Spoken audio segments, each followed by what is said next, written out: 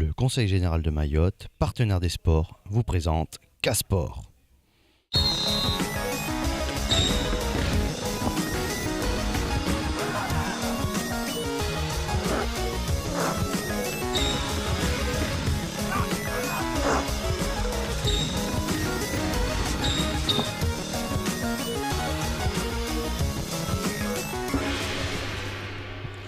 Bonsoir à toutes et à tous.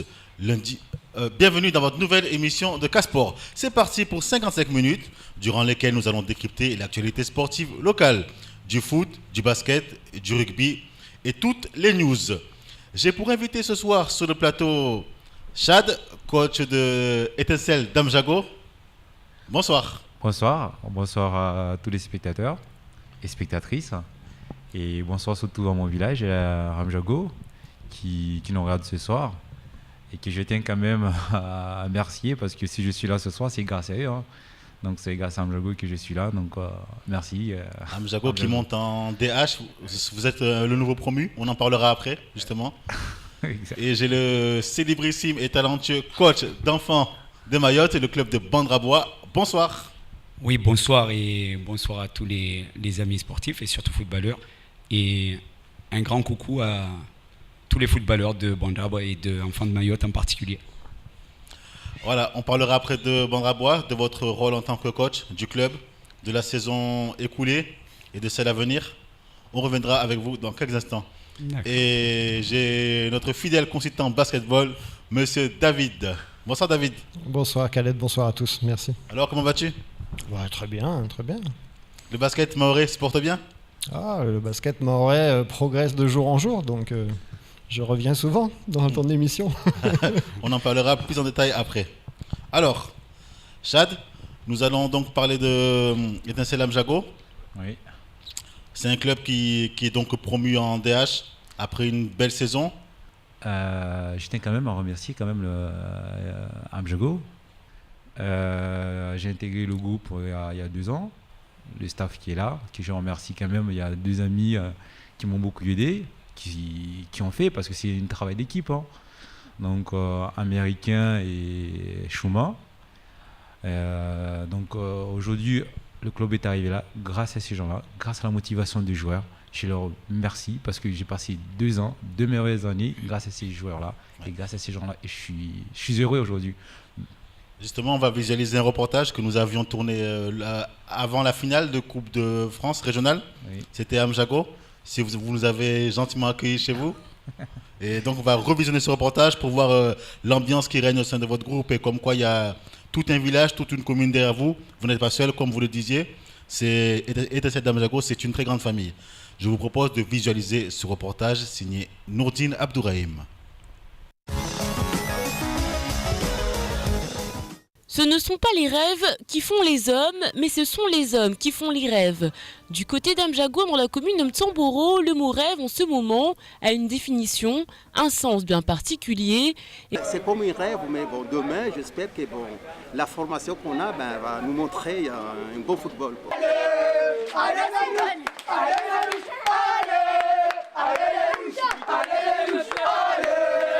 Hidaku. Atkamadai aya. Wakani. Paka firwa yawe. Chuda yawe. Apokunai. Paka chuda. Apokunai. Paka chuda. Firwa yawe. Paka chuda. Firwa yawe. Paka chuda. Tudorfoye. Hidaku. On se réveille à l'aube naissante pour faire face au jour J. L'accomplissement de tant de sacrifices, d'heures de travail à l'entraînement, on découvre enfin le goût de la récompense. Envie de bien faire, envie de se battre et rage de vaincre. Voilà de quoi est fait ce début de journée. Échauffement, étirement et petit match d'entraînement. Une préparation physique qui a pour but de réveiller le corps.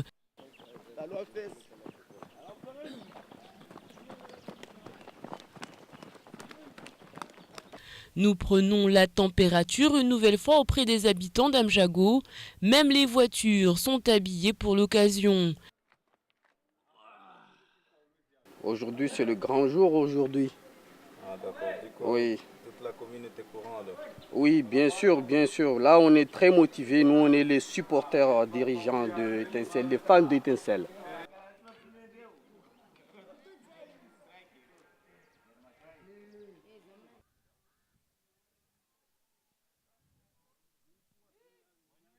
Yani rivushia marahaba bo majueri watu wafanya jitihadi ata wari vingi harimo Coupe de France. C'est une chance pour nous d'avoir ce coach. Avec le travail qu'il a réalisé en 2 ans, on ne peut qu'être fiers. Nous nous dirigeons vers le restaurant pour le repas de midi sous les acclamations et encouragements de la rue. L'accueil de Bonito est parfait. Monsieur le maire se joint à l'équipe et partage le repas. Il apporte ses conseils, son soutien. Ça me fait une sensation vraiment extraordinaire. Il y a déjà, depuis très longtemps, c'est la première fois que cette équipe arrive en finale de la Coupe de France. C'est vraiment extraordinaire et je félicite tous mes collègues là qui ont joué depuis le début du tournoi. Que ce soit Ntahara, Amjago ou Mtamboro, la municipalité se mobilise pour accompagner cette jeunesse dans tout ce qu'elle a à faire. À la sortie du restaurant, une foule tout de rouge vêtue afflue vers les joueurs. On danse, on pousse la chansonnette. Nous attendons, c'est le moment que le village d'Amjago, ils attendent, les jeunes, ils attendent. Avec tout le travail qu'on a fait pendant les 2 ans, avec cet objectif d'arriver en finale de Coupe de France. L'année dernière, malheureusement, on n'a pas réussi. Cette année, voilà, on a cette chance. Les joueurs parlent, ils sont concentrés, on entend le moteur du bus qui tourne, on regarde sa montre et sac de sport à la main, on se dirige vers la navette qui nous conduira sur le lieu du rendez-vous, le stade de Ouangani. Le trajet est long mais paisible.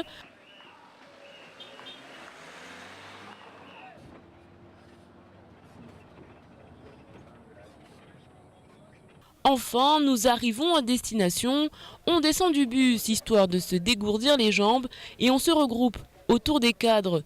Les choses sont dites, le but est de soulever la coupe, le rêve est donc permis à condition qu'il ne soit pas de battre les jumeaux, mais bien de repartir avec le trophée. Pendant l'échauffement, un dirigeant de l'équipe d'Amjago nous dira cette citation célèbre du romancier brésilien Paulo Coelho. Il n'y a qu'une chose qui puisse rendre un rêve impossible, c'est la peur d'échouer.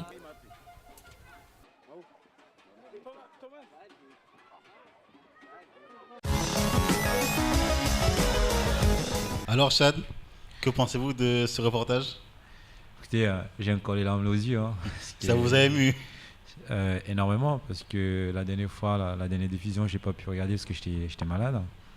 Et quand je vois ça, avec les motivations et avec le soutien du village, je suis encore ému. C'est important le soutien du village quand même. Oui, c'est très important parce que, comme je vous dis, une équipe, surtout sous Mayotte, doit fonctionner avec le soutien du village. Donc s'il n'y a pas le village derrière, c'est sûr qu'on ne sera pas là. Donc, comme je vous dis, on a joué la finale, on l'a peut-être perdu. On l'a perdu, hein, c'est sûr. Mais le soir, quand on est arrivé à la maison, donc je me suis retenu à Ouangani pour soutenir mes joueurs et tout. Mais quand je suis arrivé au village avec le débarquement des jeunes et tout ça, je vais vous dire que j'ai eu les larmes. Je ne le cache pas. Hein. J'ai eu les larmes, j'ai pleuré parce qu'il m'en faut pleurer, les jeunes. Hein. Le village m'a fait pleurer. Parce que, comme on dit, hein, on a perdu la finale, mais on ne doit pas nous décourager. Donc si aujourd'hui j'ai un message à leur faire passer, c'est que déjà je leur remercie énormément. Je remercie à tous ces jeunes, je remercie à leur famille, je remercie à Amjago. Je remercie aussi quand même à ces joueurs parce qu'ils m'ont fait vivre des énormes émotions dans le football. Donc c'est que ma 2e année, j'ai aujourd'hui 30 ans, hein, je veux dire. 30 ans et 2 ans licencié dans mon village, jamais été. Et je ne sais pas comment vous l'expliquer parce que je suis encore sur les émotions de voir ce reportage-là. Oui, et aussi on voit que le groupe est très soudé autour de vous, très soudé. On voit qu'il y a une véritable amitié entre vous, qu'il y a des liens forts. Ça se voyait sur le terrain. Il y avait un véritable esprit d'équipe qu'on ne retrouve pas chez tous les clubs. Je pense que c'est quelque chose que vous leur avez inculqué, que vous avez emmené, c'est votre touche. Exactement. Moi, le message que j'ai toujours passé à ces joueurs, c'est que je leur dis, écoutez, le football, c'est un jeu collectif, c'est un jeu de cohésion. Donc, il faut qu'on soit unis. Si on veut gagner quelque chose, il faut se réunir, il faut qu'on se soutienne. Qu'on gagne ou qu'on perd, il faut qu'on se rassemble. Donc, c'est qu'avec ça qu'on avancera. Donc, on ne pourra jamais gagner tous les matchs. C'est sûr et certain. On a vu, après le coup de sifflet final, lorsque l'arbitre a donc décrété la fin du match, vous avez eu le réflexe immédiat d'aller vers le camp adverse. Vous avez tenu à féliciter tout le monde. Et ça, c'est un geste qui a été remarqué. Nous étions sur le terrain, beaucoup en parlaient. Vous aviez ce jour-là fait preuve d'un fair play tout à fait remarquable. C'est une notion qui compte pour vous, le fair play? Oui, et c'est une notion qui, en fait, ça compte beaucoup. Et ça doit compter pour tous les éducateurs, ou pour tout le monde qui joue au foot, ou tout n'importe quel sport qui est à Mayotte. Parce que le football, ce n'est pas un jeu de... Enfin, certes, quand on dit on va jouer contre tel adversaire, mais ce n'est pas un combat. C'est un jeu, on va se prendre plaisir, donc il faut qu'on arrive à prendre plaisir. Maintenant, l'action que j'ai menée, je l'ai menée pour toute mon équipe. Parce que tout simplement, mes joueurs n'ont pas eu le courage à l'instant T, à l'instant qui s'est passé, parce que bon, il y a eu la déception. Mais si je l'ai fait, il faut savoir que je l'ai fait pour le club. Et le club, ils sont tous comme ça. À Amjago, on est fair play. Donc, et on continuera toujours à l'être, parce qu'on aime le football. On n'est pas là pour, pour déséquilibrer telle personne et tout. On est là pour jouer au foot. On perd. C'est comme ça dans le foot. Souvent, il y a gagnant, il y a perdant. Mais il faut l'accepter. Donc, nous, on a accepté, on a perdu. On est parti quand même remercier à Mzouazia parce qu'il fallait. Donc, il fallait parce qu'en sachant que c'est eux qui vont nous le présenter aussi à l'extérieur. Très beau geste. Et j'ai une question à vous poser. Là, vous êtes promu. Vous montez en DH, vous allez jouer le maintien, le milieu du tableau ou le haut du tableau, ou le titre? Le jour d'aujourd'hui, c'est qu'il faut savoir, c'est sûr à 100% qu'on monte en DH. Donc, sans parler des extras de la ligue et tout ça, moi je ne tiens pas en compte parce qu'au niveau footballistiquement, mes joueurs ils ont joué. Amjago, NTCL Amjago a joué au football. Ils ont gagné leur match. Le jour d'aujourd'hui, malheureusement, on est deuxième. On était premier du championnat jusqu'à le week-end dernier. Mais rien n'est perdu. Rien n'est perdu. Et j'ai grande confiance avec les joueurs. Et le dernier match qui se déroulera demain contre Congo, il faut absolument le gagner. Et qu'on le gagne ou pas, j'ai toujours confiance à ces joueurs-là. Et comme je veux dire, dans tous les cas, on monte en DH. Donc je les remercie et il faut qu'ils soient confiants pour l'année prochaine. Parce que c'est une belle équipe. Donc je les encourage. Il faut continuer comme ça. Surtout qu'ils ont un président qui est vraiment, un ancien joueur qui est passionné. Il y a le football. Il y a Lana qui gaspille beaucoup, qui a beaucoup d'énergie. Malheureusement, maintenant, il ne sait plus rien. Il est né sur les terrains. Mais j'ai confiance en lui, qui dirige bien son club. Donc, écoutez, DH l'année prochaine, on a 2 objectifs. Et c'est à voir. Mais comme je vous dis, si l'équipe reste comme il est cette année, tout ira. Il y aura des surprises.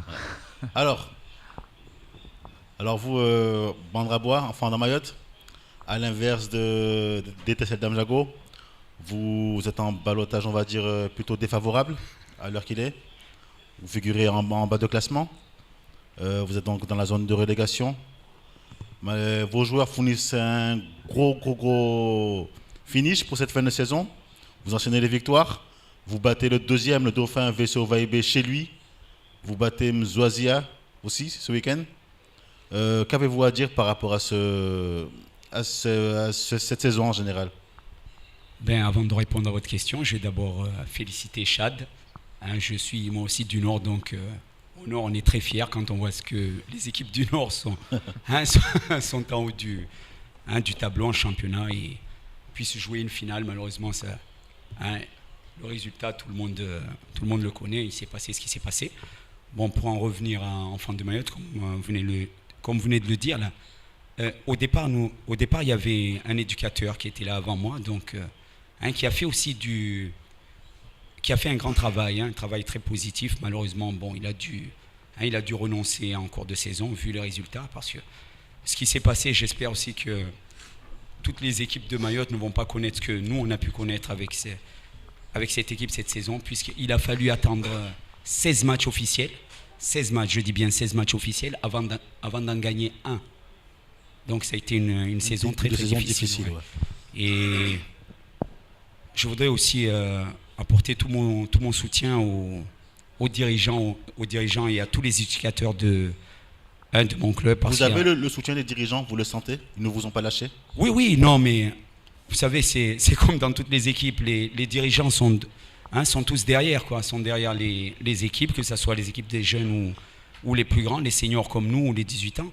Mais c'est tout autour, quoi. L'abandon, on le sent autour. Vous savez, quand vous voyez une équipe, comme l'a dit Chad, c'est le village qui se mobilise. C'est tout le village. C'est une mobilisation totale de tout un village. On l'a vu, vous avez invité aussi notre collègue basketteur, là aussi. On l'a vu du côté de FCM, du côté de l'abattoir avec Vautour. Donc, le football, c'est d'abord une question villageoise, quoi. C'est le village qui se mobilise avant les dirigeants et avant les éducateurs. Et les résultats ont fait que le village nous a un peu abandonnés. On l'a ressenti. Il y avait moins d'engouement derrière vous? Oui, voilà, ben c'est normal. En maoré, on dit un kainamana, quoi. Quand on ne gagne pas, quand il n'y a pas de résultat, ça ne sert à rien d'être derrière, quoi. Ouais. Oui, et là, vous avez parlé du match de Vaibé et Mzouazia. Ouais, c'est deux matchs très très particuliers, puisque bon, on sait que Vaibé était l'équipe seconde quand on les a rencontrés. Et justement, je vous propose d'abord de revisualiser ce match contre Vaibé et on en reparle. D'accord. Reportage signé Nourdine Abdourahim. Samedi 7 décembre 2014, 23e journée de DH au stade de Vaibé, avait lieu la rencontre entre le VCO Vaibé et Enfants de Mayotte de Bandrabois. Vaibé, à la lutte pour la première place, se présentait en favori face à une équipe de Bandrabois relégable. Pourtant, contre toute attente, c'est l'équipe Enfants de Mayotte qui va s'illustrer dès le début de cette rencontre. Ils vont prendre possession du ballon et organiser leur jeu, un jeu technique et fluide qui va mettre à mal la défense de Vaibé, qui ne va pas tarder à encaisser son premier but, un but signé Jean, l'attaquant en forme de Bandrabois. Vaibé subit, Vaibé est trop attentiste, on n'apporte pas de percussion dans le jeu, on se laisse surprendre dans les phases offensives, les joueurs ont du mal à se replacer. Après avoir fait 25 minutes totalement ternes, le VCO Vaibé, jusque-là inexistant, va se remobiliser et entreprendre. Le coach va user de tout son poids et de sa voix pour revigorer ses troupes. Le jeu va changer en cette fin de seconde période. Vaibé va apporter de l'agressivité et de la justesse dans son football. On a sous-estimé le match.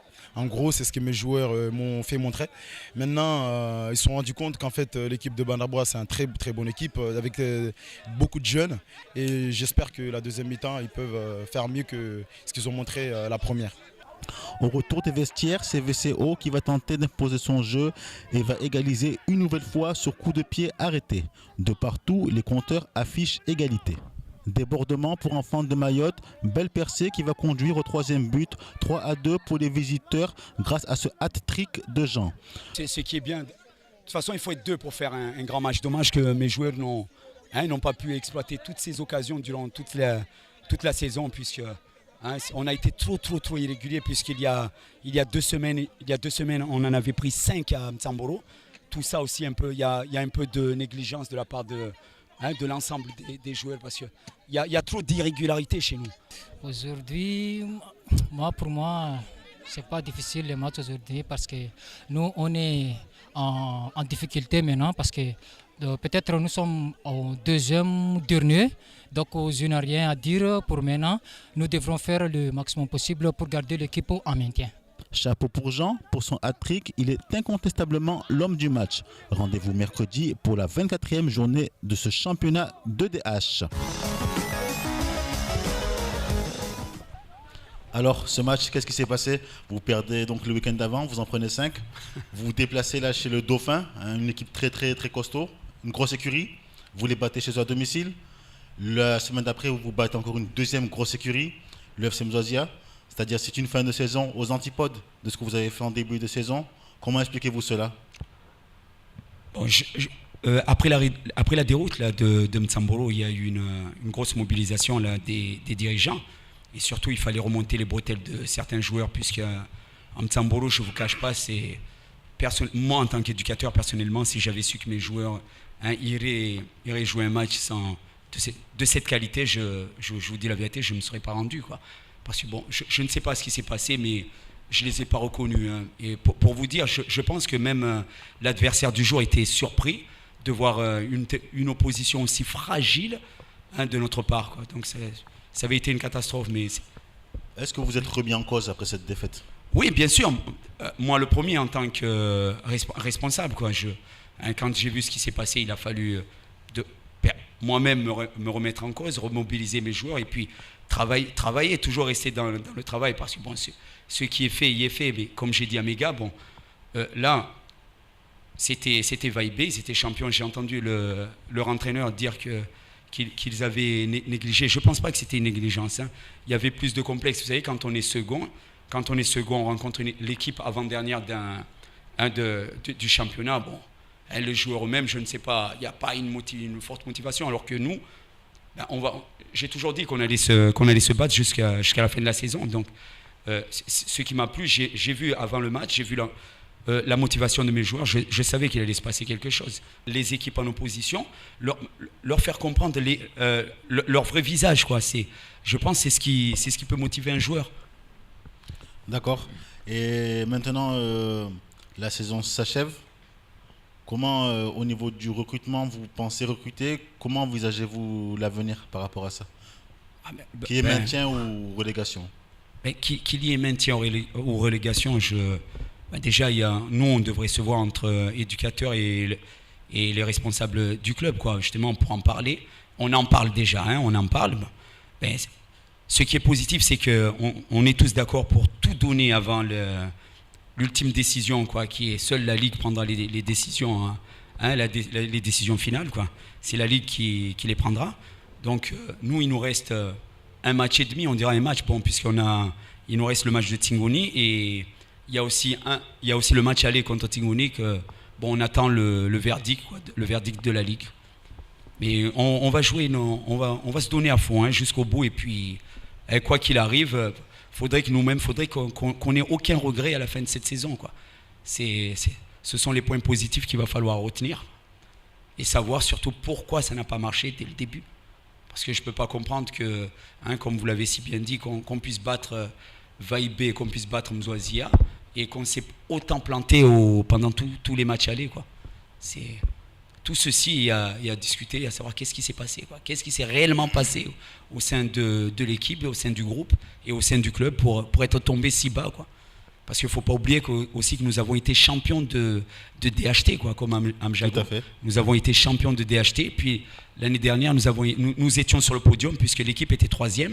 Et comment comprendre cette saison se retrouver avant-dernière pendant tout le championnat? Jusqu'à ce jour, on est avant-dernier. On est l'équipe avant-dernière de ce championnat. Donc c'est ahurissant, quoi. Moi-même, je m'interroge parfois, quoi. Chadoli, vous qui montez en DH, comment voyez-vous cela? Vous l'appréhendez? Écoutez, moi ce que je veux dire, comme je l'ai dit tout à l'heure, c'est que à Mayotte, le football à Mayotte, là, c'est du bénévolat. Les joueurs, ils sont bénévoles pour venir jouer. Si ces joueurs qui sont bénévoles pour venir jouer, ils ne sont pas vraiment motivés à venir jouer pour l'équipe, pour mouiller le maillot de l'équipe, comme je dis, autant rester chez eux. Parce qu'il y en a qui sont là, qui se donnent à fond, les dirigeants, il y a des éducateurs qui se donnent à fond.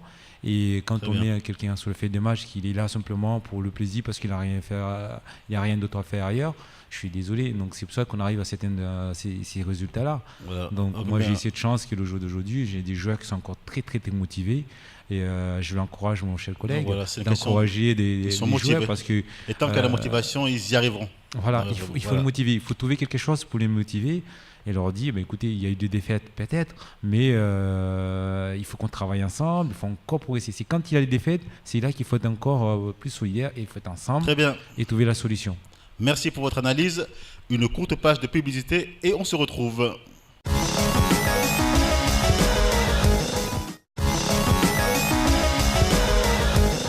Alors, Je vous remercie de nous être restés fidèles, d'être toujours là. Nous allons donc finir avec l'intervention de Chad pour Amjago. Donc, par rapport à ce que nous disions avant la pub, le coaching, les joueurs motivés ou pas. Donc, comme je disais à mon collègue, c'est que à Mayotte, c'est très dur. C'est très dur, comme je disais, je reviens à ce que j'ai dit tout à l'heure, c'est que le football à Mayotte, c'est beaucoup de bénévolat. Donc, et les joueurs, il faut qu'ils soient bénévoles, qu'ils souhaitent venir jouer, motivés. Et les motiver, il faut trouver qu'est-ce qu'il faut pour les motiver. Parce qu'à Mayotte, on a beaucoup de stars. Et ces stars-là, le problème, c'est qu'à Mayotte, ce qui tue le football à Mayotte, c'est qu'on a des stars. Et malheureusement, ces stars-là, comme je dis, c'est que tu peux être star tactiquement, mais si au niveau de cohésion et tout ça, ce n'est pas réuni, je suis désolé. Tu ne peux pas jouer un jeu le football, c'est un jeu collectif. Donc, pour mon collègue, là, comme je disais tout à l'heure, c'est que Bandabois, pourquoi il gagne les derniers matchs? Parce que peut-être ces stars-là, il y a des dirigeants qui sont partis leur voir pour aller leur supplier. C'est ça ce qui est dommage aujourd'hui. Hein. Parce qu'aller au point d'aller supplier vraiment, c'est s'agenouiller devant un joueur, je sais pas, mais on en arrive loin.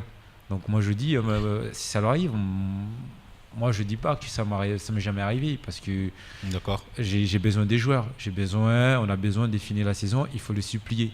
Il faut les supplier de jouer parce qu'ils sont fatigués, ils ont besoin, et on n'a pas le choix. Malheureusement, on n'a pas le choix. D'accord, on va donc prendre l'avis de votre collègue pour clôturer ce débat. Non, je crois que Chad a été peut-être un peu trop dur, là, je crois, en disant que qu'on a été. Non, mais c'est vrai, il y a cette histoire. C'est vrai que dans un groupe, je crois que c'est dans toutes les équipes, Chad, hein, dans un groupe, on se retrouve toujours avec des stars ou des joueurs privilégiés au village. Oui. Alors que moi, je suis arrivé au mois d'août. Hein, faut être sûr, j'ai pas tout changé, tout transformé. Non, la preuve, j'ai pas réussi dès le début. Hein, j'ai réussi après 5 matchs officiels. Hein, il m'a fallu que je me plante à Mzouazia. J'ai fait 3 matchs nuls, et c'est seulement ensuite la première victoire.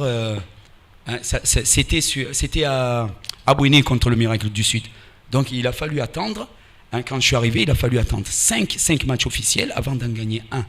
Tu vois, c'est pour te dire, durant toute cette succession, hein, il a fallu 16 matchs officiels pour nous voir gagner un match. Donc, faut voir que c'était vraiment difficile. C'est vrai, quand tu me parles de stars, non, moi, je suis de ceux... Bon, j'essaie d'être rigoureux, hein, dans mon travail. Quand on a beau être star, quand on ne vient pas travailler, quand on n'est pas régulier, ben, la star que tu es, tu restes dehors. Hein, moi, il m'est arrivé, j'ai vu un défenseur qu'on a été obligé d'aller chercher chez lui, hein, bien sûr avec des contraintes que j'ai dû moi passer outre. J'ai dû faire comprendre aux dirigeants ou c'est lui ou c'est moi.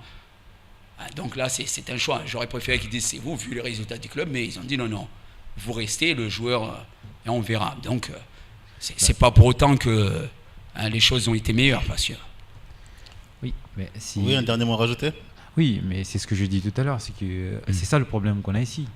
Et honnêtement, moi, je vais être honnête, hein. Et puis si ça blesse certains, je suis désolé, mais il faut le dire. C'est que quand on est bénévole à faire quelque chose, il faut le faire à fond. Donc maintenant, quand tu ne veux plus le faire, tu le dis, je ne veux plus le faire ou je ne peux plus le faire. Donc pourquoi aujourd'hui Banawa est arrivé là? Ce qui est quand même un souci. Il y a cette manque de motivation de la part de certains joueurs qui se sentent, comme il disait, qui se sentent peut-être délaissés. Mais je suis désolé, mais s'il y a un pressentiment de délaisser de certains dirigeants, ce n'est pas un souci. Mais est-ce qu'il y a eu vraiment un pressentiment de délaisser des éducateurs qui sont là avec eux tous les jours, ou un sentiment de délaisser par rapport à leurs collègues? Maintenant, il faut se référencer à ça. Si maintenant tout le monde se dit non, celui-là, il fait sa star, il fait son truc et tout ça, mais je ne le pense pas. Je ne pense pas que c'est le cas. Donc, c'est pour ça que je dis qu'il y a certains joueurs qui se croient qu'ils sont stars et qui abandonnent les autres et qui, quand on leur met, parce que comme je disais, on va le mettre sur la fin de match parce qu'il dit voilà, dans tous les cas, je serai dans la fin de match. Donc, je suis désolé, mais il y a 3 remplaçants. Donc, pour lui, 3 remplaçants, c'est peu. Il y a, selon vous, un manque d'implication. Voilà, il y a cette manque d'implication. Donc on va laisser le mot de la fin, monsieur. Un des échecs, il y a eu un fort échec au village, c'est que beaucoup de jeunes sont partis. Donc là, il va falloir aussi retravailler avec ces jeunes du village. Puisque il faut reconstruire en permanence. Voilà, non, je pense qu'il va falloir récupérer tous nos jeunes qui sont repartis pour reconstruire, que ça soit en DHT ou ou le maintien, je ne sais pas, l'avenir nous le dira, quoi. Là, par contre, c'est un autre cas. C'est le grand difficulté qu'on a ici aussi. C'est un autre cas que... c'est la problématique des joueurs qui partent en métropole à travailler leur bac, c'est des etc. problématiques qu'il faut prévoir. Le problème, c'est qu'on a aussi, comme je dis aussi... Donc là, on parle de formation aussi, il faut prévoir, c'est que c'est les équipes jeunes alors. Voilà. En fait, ce qui se passe aussi à Mayotte, c'est qu'on ne prévoit pas forcément l'avenir. On joue le jour. Donc si maintenant, comme il disait, on a tant de licenciés qui sont des étudiants, tant de licenciés qui vont partir, moi je le dis parce que, comme le cas, moi, je me réfère par rapport au club de NTCL, c'est que si aujourd'hui, on avait fait vraiment confiance à tous les jeunes étudiants, parce qu'on en a eu pas mal qui sont partis, et heureusement qu'ils sont partis. C'est bien qu'ils sont partis pour faire des études, mais ceux qui sont là, ils ont quand même réussi à maintenir le club jusqu'à là. C'est pour ça que je dis que c'est des phases, c'est des trucs vraiment à prévoir. Donc, comme il dit qu'il y a eu des départs, mais est-ce que ces départs, c'est ce que je veux dire, maintenant c'est un travail des dirigeants, c'est un travail des éducateurs, c'est un travail malheureusement, c'est le cas. C'est pas toujours départ pour des études supérieures ou... oui, il y a les causes sont multiples. Une formation professionnelle, non. C'est quitter le village, aller jouer dans d'autres équipes, voire même aller jouer dans différentes divisions inférieures, quoi. C'est surtout ce qui s'est passé chez nous. Et là, le travail de fond, c'est ce que je suis en train de dire. Le travail de fond, il va falloir le faire. Là, je suis désolé, là, on doit clôturer la page football pour passer au basket. On en reparlera à une autre occasion. C'est avec plaisir. Écoute, là, comme je disais, c'est des trucs à étudier. Si un gamin quitte un club, il faut savoir pourquoi ce gamin il a quitté le club. Donc c'est pour ça que je le dis, c'est que si ces joueurs sont partis, il y a des jeunes qui sont partis, des jeunes qui le club comptait, ils sont partis, c'est qu'il y a un problème. De toute façon, il faut voir pourquoi ces jeunes-là sont partis et qu'est-ce qu'il faut trouver comme solution pour que ces jeunes-là puissent revenir. On vous invitera pour parler justement des différents transferts qu'il y a eu dans votre club, etc. On fera une émission spéciale. D'accord, ça sera avec plaisir. Merci beaucoup. Alors, maintenant, on va parler basket. Formation. Abdel, je crois, lui, depuis 7 ans. Il vient toutes les années, une à deux fois, et à La Réunion et à Mayotte pour la formation des arbitres. Il est détaché par la fédération, étant arbitre de haut niveau, notamment en Pro A. Que ce soit pour les arbitres de championnat de France en métropole ou que ce soit ici sur la zone océan Indien. Il vient faire la formation. Et c'est une bonne chose parce que on peut dire, à mon avis, même si je ne suis pas formateur arbitre puisque je suis plutôt du côté technique, qu'aujourd'hui on a la même formation pour les arbitres que n'importe quelle ligue en métropole. Et il a dispensé, je crois, de mémoire, 7 diplômes de formateur pour que quand il n'est pas là, puisqu'il ne vient pas non plus pendant beaucoup de jours, pour qu'il y ait des relais pour que la formation puisse s'opérer sur Mayotte. D'accord. Nous sommes donc entretenus avec lui. Visualisons ce reportage de Nourdine Abdourahim.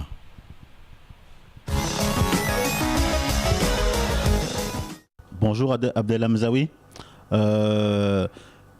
Alors, pouvez-vous nous expliquer la raison de votre présence ici à Mayotte et nous dire exactement quelle mission vous a été confiée par la Fédération française de basket? Bonjour Khaled, Abdel Hamzaoui, je suis arbitre de haut niveau, de Pro A, responsable technique de la zone océan Indien depuis maintenant 7 ans. Et je viens dans le cadre de la formation, des cadres déjà d'une part, c'est-à-dire les formateurs, dans l'arbitrage. Donc je forme les arbitres après derrière. Et on travaille aussi sur les observations, les observateurs. Et en même temps, on essaie de structurer la commission des arbitres. Est-ce que par formation, on peut entendre par là que vous dispensez des formations diplômantes ou pas pour les arbitres? Alors, avant que ce soit les formations diplômantes pour les arbitres, c'est d'abord la formation diplômante pour les formateurs. Ça fait déjà 6 ans qu'on travaille avec les formateurs locaux sur la formation des formateurs labellisés FFVB qui sont reconnus. Aujourd'hui, la Ligue de Mayotte peut être fière d'avoir 6 formateurs labellisés qui sont eux-mêmes à même de former et de valider les arbitres. Après, moi, j'arrive en 2 temps, c'est-à-dire à peu près au mois de décembre et au mois de mai, pour pouvoir valider aussi également la formation des arbitres et faire aussi de la formation de terrain avec ces arbitres. Mais ce que j'insiste par rapport à l'arbitrage et par rapport au jeu, c'est que les arbitres, s'ils veulent pouvoir évoluer, il faut qu'ils sentent le jeu. Et pour pouvoir sentir le jeu, il faut qu'eux-mêmes ils puissent jouer Ça va augmenter la qualité de jugement et comprendre les réactions des joueurs sur le terrain. Et aujourd'hui, quand j'arbitre, par exemple, l'équipe de Vautour là, samedi en phase finale, un des joueurs majeurs, on va dire, du club, qui est Faïz, le meneur, qui a subi une formation d'arbitre, qui allait très très vite dans l'arbitrage maorais, parce qu'il est au niveau régional UL. Mais maintenant, quand je l'arbitre, c'est devenu un bon joueur, parce qu'il maîtrise la règle, et je fais attention à ce que je peux lui dire, parce que je sais que maintenant il connaît un peu plus la règle, et que je l'ai senti progresser dans le jeu par rapport à ça. Ok, merci d'avoir répondu à nos questions, et au revoir. Merci à vous, merci à la chaîne Quizy TV, il me semble, de participer à la communication par rapport au basket, par rapport à la formation des arbitres. C'est toujours hyper intéressant, hyper important pour nous, pour que des chaînes comme vous puissent venir ici là. Et je remercie également la Ligue, les présidents et la commission des arbitres pour le travail qu'ils font. Et j'espère vous revoir au mois de mai et à très bientôt. Merci. David, les arbitres, c'est quand même sans arbitre, pas de match. C'est quand même la clé de tous les sports d'ailleurs. C'est important qu'ils soient bien formés. Alors je vais t'embêter, mais sans joueurs, il n'y aura pas de match. Les coachs, les arbitres, quelque part, on peut s'en passer. Bon, c'est une discussion qu'on a eue avec Abdel l'autre jour à la formation des arbitres, justement, et c'est ce qu'il disait, et il a raison. Mais heureusement que nous, les coachs et les arbitres, on est là pour éduquer les joueurs, parce que effectivement, si on laissait les joueurs dans un gymnase, ça serait compliqué et il y aurait beaucoup de dégâts à la sortie. Cette formation, quel bilan en tirez-vous ? Je peux pas tirer de bilan puisque c'est pas moi qui... Comment avez-vous senti les apprenants, les participants à cette formation ? Il y a une plus-value pour eux ? On va dire, comme pour les coachs, j'ai trouvé qu'il y avait beaucoup de gens qui sont venus déjà, et puis qui sont, on le voit dans leurs yeux, qui ont vraiment envie d'apprendre des choses. Donc là, en formation des cadres, moi j'ai commencé la semaine dernière, on a presque 50 entraîneurs qui seront en formation cette année.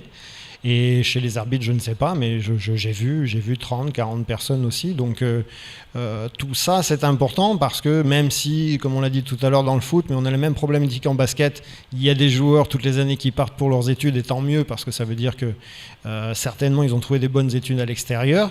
On a besoin de renouveler les coachs, les arbitres, et sachant que nous, enfin dans les coachs, c'est souvent des gens qui sont jeunes, effectivement, et il nous faut toutes les années former beaucoup de monde pour garder au moins des coachs, au moins pour nos jeunes, pour que la technique puisse être toujours là.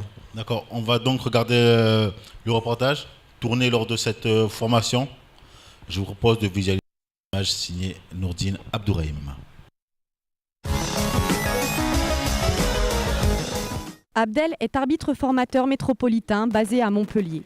En charge de la formation des arbitres de l'océan Indien pour la Fédération française de basketball, c'est dans le cadre d'une tournée régionale qu'il est actuellement à Mayotte. Arbitres, coachs, entraîneurs, hommes, femmes, ils sont là présents pour cette formation. Les apprenants arrivent au compte-gouttes, à 19h, le début est lancé. Une feuille blanche, un stylo, on doit marquer le positif et le négatif que l'on peut interpréter dans l'attitude ou la parole d'un arbitre, un coach ou un joueur adverse. Tout le monde se prête au jeu. Les différentes réponses données vont être listées au tableau. Tout le monde participe pleinement aux échanges. Les joueuses et joueurs conscientes et conscients d'avoir affaire à un professionnel du basketball prêtent beaucoup d'attention à la parole d'Abdel, arbitre de Pro A. Des études de cas concrets seront étudiées et la formation s'achèvera sur un débriefing de ce qui a été vu. Le tout finira par un salut collectif et heureux. À bientôt Abdel, qui n'en est ni à sa première ni à sa dernière venue sur l'île au parfum. Alors, on voyait sur le tableau les différents points négatifs qui ont été listés. Le manque de ponctualité, ou parfois des arbitres absents. On a assisté à plusieurs rencontres, que ce soit au foot ou au basket. Des matchs qui ont été retardés justement par rapport à l'absence de certains arbitres. Je pense que c'est un phénomène qui a tendance à diminuer, fort heureusement. Que pensez-vous par rapport à ces différents points négatifs qui ont été évoqués ce jour-là, puisque vous y étiez?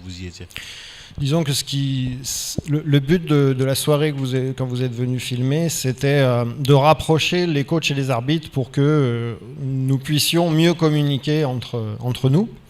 Quand je suis arrivé à Mayotte, c'est une des premières démarches que j'ai fait, de vouloir intervenir dans les formations d'arbitres pour amener ce dialogue-là et intervenir techniquement, parce que souvent on s'aperçoit que les arbitres manquent de niveau technique dans leur coup de sifflet parce qu'ils ne comprennent pas le jeu. Donc c'est important qu'ils aient un avis technique. L'avantage d'Abdel, c'est qu'il a aussi une formation assez élevée au niveau entraîneur, même si après il s'est spécialisé dans l'arbitrage. Donc il leur apporte quand il vient, cette formation-là. On a pu donc évoquer toutes ces problématiques-là. On ne peut pas régler tout ça en une soirée, mais au moins, moi je l'ai voulu, lui il l'a voulu aussi, puisqu'on ne se connaissait même pas et il m'a invité, mais il ne savait pas que c'était déjà en cours sur la Ligue, qu'il y ait cet effort de rapprocher les coachs et les arbitres. Entre, on va dire, les gens de la fédération du haut niveau et puis les techniciens de la commission technique, on est tous d'accord pour que, effectivement, si on veut faire progresser le basket sur les terrains, c'est aussi par la communication entre les joueurs, les arbitres et les entraîneurs. Tout à fait. On peut dire aussi que Abdel me disait que le niveau de l'arbitrage à Mayotte a tendance à monter en puissance, qu'il y a d'ailleurs de moins en moins de déchets, d'erreurs, qu'il y a des arbitres comme Faïs, par exemple, qui progressent vite. Pensez-vous qu'un jour on pourra arriver à un niveau semblable ou similaire, je dirais, à celui de la métropole ou des grands championnats en termes d'arbitrage? Oui et non. C'est-à-dire que le problème de Mayotte, étant donné qu'on est éloigné de tout, aujourd'hui, malheureusement, en basketball, on ne peut pas avoir de niveau championnat de France. Ce qui veut dire qu'on ne peut pas non plus avoir d'arbitre qui siffle en championnat de France. Il faut que des potentiels arbitres partent comme les potentiels joueurs en métropole pour être à égalité de niveau et pouvoir évoluer vers un arbitrage quasiment professionnel, parce qu'il y a peu d'arbitres en France qui sont professionnels. Ce sont des gens qui travaillent et qui ont une rémunération lorsqu'ils sifflent un match. Les arbitres de Pro A, Pro B, avec tous les matchs qu'ils sifflent, ils sont quasiment professionnels. Mais voilà, on a cette problématique-là, comme pour les joueurs. Il faut partir de Mayotte pour pouvoir évoluer au plus haut niveau. Sinon, malheureusement, en sport collectif, on stagne et on reste au niveau de là où on est. Ouais, c'est donc en fait le même processus que pour les U13. Il faut donc être potentiel et partir, c'est le même cursus. C'est exactement la même chose. Un coach potentiel, un arbitre potentiel, un dirigeant, pourquoi pas un dirigeant potentiel. Il faut aller voir ailleurs. Vous savez, même ici à Mayotte, on a tendance à aller voir en métropole, mais moi quand j'étais en métropole, je suis allé aux États-Unis parce que le basket vient de là-bas. Et qu'il m'a semblé à un moment donné dans ma carrière qu'il fallait que j'évolue. Il n'y a pas que les États-Unis où c'est intéressant. Il y a plusieurs endroits dans le monde où c'est intéressant d'aller voir, parce que le basket a de multiples facettes. On le voit aujourd'hui en NBA. La moitié des joueurs maintenant ne sont pas américains. Et on trouve des joueurs inarrêtables qui viennent de pays très diversifiés. Donc ça veut dire qu'aujourd'hui, il faut aller voir un petit peu de partout sur la planète pour faire évoluer le basket et s'ouvrir l'esprit à aller voir ailleurs. C'est la plus grosse des difficultés. On voit bien qu'il y a des Turcs, des Espagnols, des joueurs de nationalités différentes. Et d'ailleurs, je vous pose une question. Quelle fonction avez-vous occupé aux États-Unis en tant que professionnel du monde du basket? J'ai fait 4 voyages. Je suis parti avec Roger Tank, qui s'occupait depuis une quinzaine d'années de faire des voyages de basketteurs aux États-Unis. Le but, c'était de trouver des high schools ou des universités à des joueurs français. Donc il y avait une cinquantaine de joueurs, on composait 4 équipes et on faisait des tournois de préparation comme les high school américaines dans des universités en Pennsylvanie. Donc j'ai fait ça 3 ans de suite. La première année par exemple, ça nous a permis de trouver 7 bourses scolaires à des joueurs dont le frère à Boris Diaw, Martin Diaw, qui a joué en Pennsylvanie en 2e division cette année-là.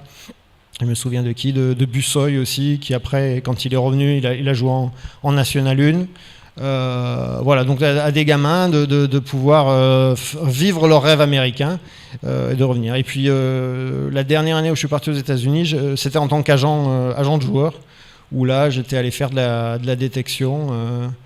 C'est l'année où Carmelo Anthony avait fait sa dernière année en universitaire.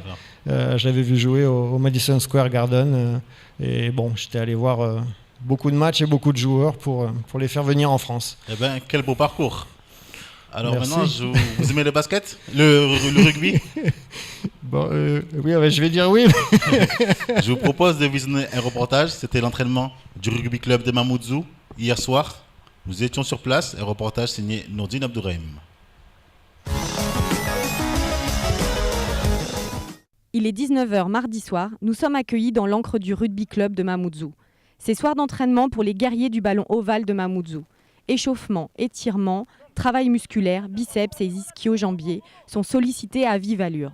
C'est dans la douleur que se forgent ces victoires, nous dira le capitaine. L'objectif c'est de reprendre le titre, quoi. Gagner le tournoi, le championnat à 7 et à 15, c'est l'objectif que le président a fixé aux coachs et aux joueurs pour cette année.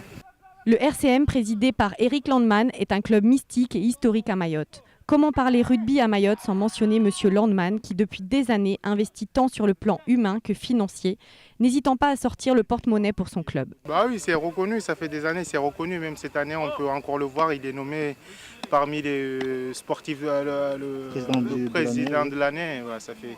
Depuis que ça existe, qu'il est toujours nominé, vu son boulot exceptionnel. Patrick, il est toujours là, et je suis là. Qui fait parmi nous, le voilà encore. Il est partout, il a les yeux partout, le président. Voilà, et nos salutations à Eric Landman et tout le rugby club de Mamoudzou, le comité de rugby. Donc vous nous disiez, Chad, que justement vous voulez passer un petit salut à votre PDG qui est blessé justement. C'est un licencié du rugby club. Écoutez, j'ai appris la nouvelle aujourd'hui. Donc mon PDG Eric Tessan, le patron d'Avant-Garde, qui m'a vraiment soutenu tout le long de ces 2 années en tant que coach NTCL, qui a suivi tout le long le club NTCL sur Facebook et autres, parce qu'on a parlé tout le temps en conférence. Aujourd'hui, j'ai appris qu'il était gravement blessé ce week-end. Lors d'un match de rugby. Lors d'un match de rugby. Donc j'apporte mon soutien, et puis sa famille, et puis tout le groupe aussi qui est derrière lui, et qui se remet vite, et qu'on l'attend, et qu'on a besoin de lui. Très bien. Donc, voilà. Sur ce, on va se quitter. C'est la fin de l'émission. Je vous dis au revoir, Chad. Écoute, merci de cette invitation, merci à Coésie, merci à mon cher collègue, je lui souhaite bon courage, et puis qu'il y ait les rumeurs qui passent, que j'attends à ce moment, que ce soit du positif, et que le DH l'année prochaine se joue que dans le Nord. Moi, c'est ce que j'attends et que je souhaite, parce que si tout est validé, d'après ce que j'ai entendu, forte chance que le DH ce sera que dans le Nord l'année prochaine. C'est ce qu'on souhaite. Au revoir, coach. On vous remercie d'être venu. Et on vous souhaite une bonne continuation avec Enfants de Mayotte de Bande à Bois. On sait que vous avez les capacités, que vous allez le faire, que vous relèverez, vous remonterez la pente. C'est gentil. Merci à vous, merci à Coésie. David, on se dit au revoir. Oui, bientôt. Et à la prochaine. Bonnes vacances, surtout à toi. Et donc, au revoir à tout le monde. On se retrouve donc la semaine prochaine émission. Bye bye, c'est tous les lundis en direct sur KTV et Coésie FM. Au revoir. Merci.